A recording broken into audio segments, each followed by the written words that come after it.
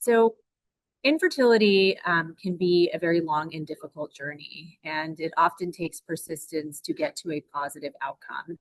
And it's as much a mental issue as it is a physical problem to overcome. And that's why we really have to take a multifaceted approach. Infertility can be associated with so many complicated emotions and mental health struggles, including anxiety, depression, grief, and feeling a loss of control. And anytime someone has a lack of control in a situation or a problem that they're trying to overcome, inevitably they're going to be more anxious. And if you compile that with the fact that infertility is not a sprint, it's a marathon, often treatments can require multiple steps and stages, and there's a lot of waiting in between for results. It is a perfect storm, and it can really set someone up for struggling when it comes to their mental health. And I think the most important thing to know is that the biggest factor that really detracts from success, from people realizing a successful outcome, tends to be dropping out of treatment prematurely. And studies have shown that the number one factor of why that happens is psychological burnout. And for me, obviously I've been on a long infertility journey myself. At this point, it's almost 7 years as we're trying to build our family. I am very grateful and lucky to have a daughter through surrogacy and through IVF.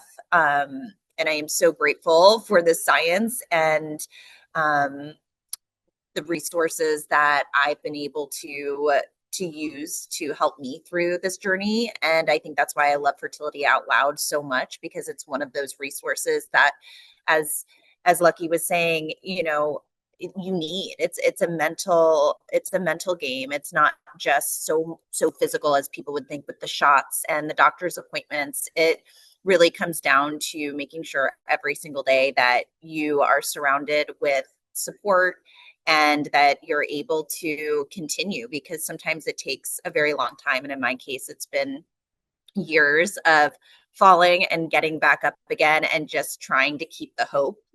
And, as an Olympic athlete, I thought training for the Olympics and withstanding that type of pressure would be the hardest thing that I've ever done in my life. And I would continue to say that throughout my life as I encountered other obstacles. But infertility, IVF failure, pregnancy loss have proved me wrong on that.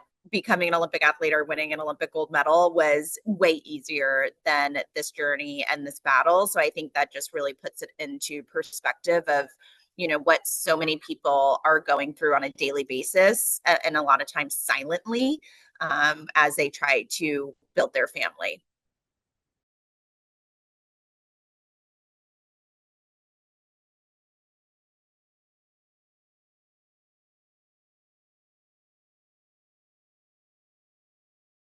Doctor communication and the patient-doctor relationship and the patient feeling that their doctor truly cares is empathetic is the cornerstone of making sure that we are protecting a patient's mental health as they go through treatment.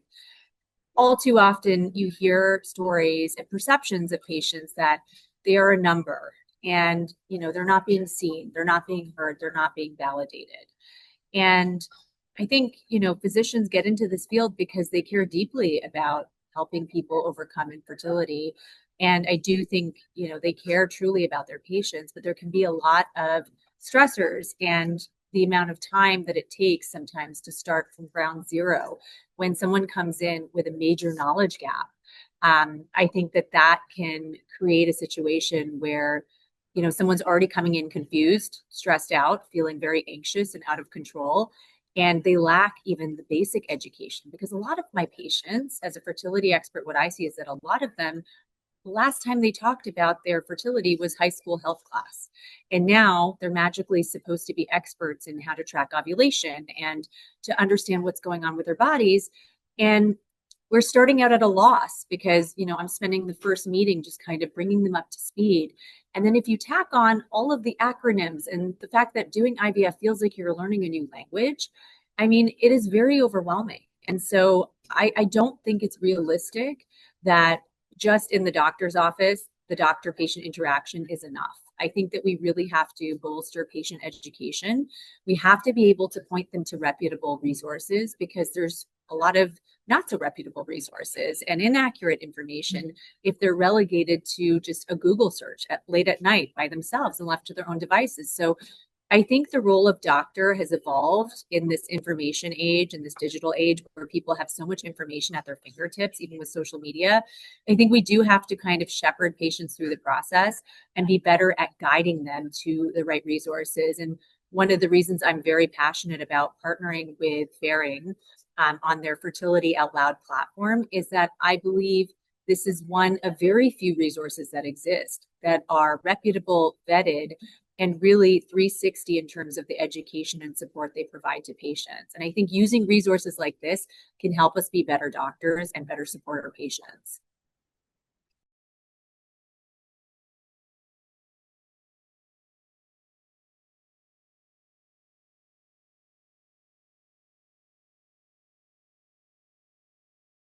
For me as a patient, I feel like a resource like Fertility Out Loud is life changing. For so many years at the beginning of my journey, I was just left to Google searches and these deep dives of trying to find information and also trying to find people that were going through something that was similar to my story because I felt so alone. I felt so isolated. And I think that's why platforms and resources that are there for support so helpful for any patient that's on a journey through infertility, IVF, or loss. And that's why Fertility Out Loud is so incredible. Not only is it reputable and you're getting the right information, and it's not just you're not left to your own devices where you're scrolling Google late at night trying to find any answers, or more importantly, trying to find anyone out there that is on a similar journey to yours. And for me, it was so many years. And of course, my friends, my family, my inner circle tried so hard to support me, to understand what I was going through. But they actually weren't on that journey and hadn't experienced sort of the grief and loss that I was and currently experience on my journey to build my family.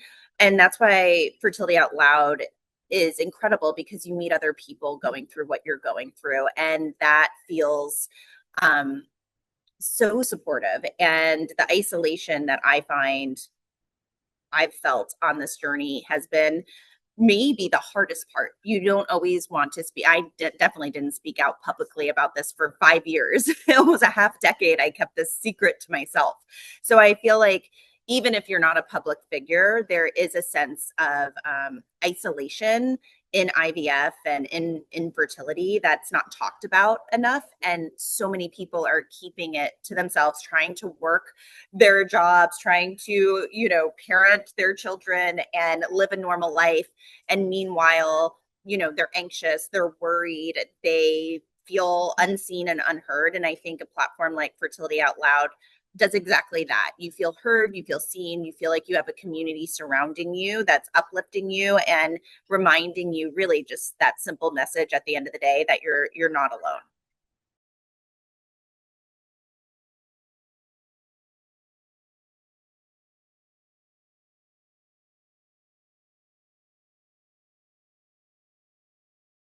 I think community is really important, and it's something that people overlook or maybe don't realize until they're actually in the situation.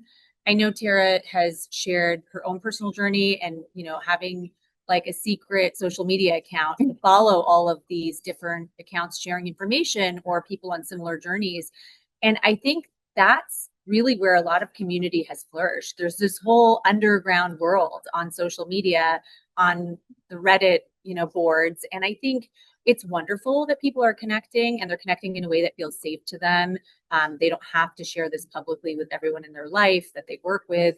But I do also think there is the need for community safety and moderation. And what I like about Fertility Out Loud is that it is a really safe space that's moderated, and there is it's a formalized situation. It's not just people kind of stumbling into the right groups online and finding the right support system, because no person is an island, and if you can't speak about this with the people that are in your inner circle in real life, then I think the next best thing is really finding support online, but doing it in a way that's safe and trusted.